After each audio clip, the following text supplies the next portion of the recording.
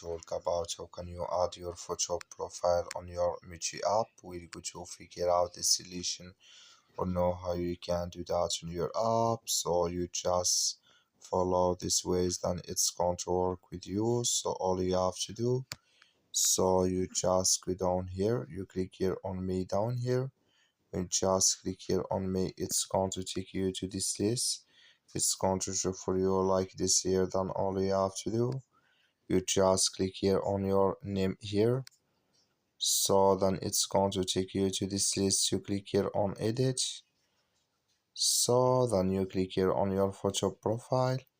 We just click on it. Then here can you take your picture from your camera, and here you select it from album here. So that's all you have to do. I wish you I get it. That's all. Thank you for watching. Don't forget to support us by like and subscribe.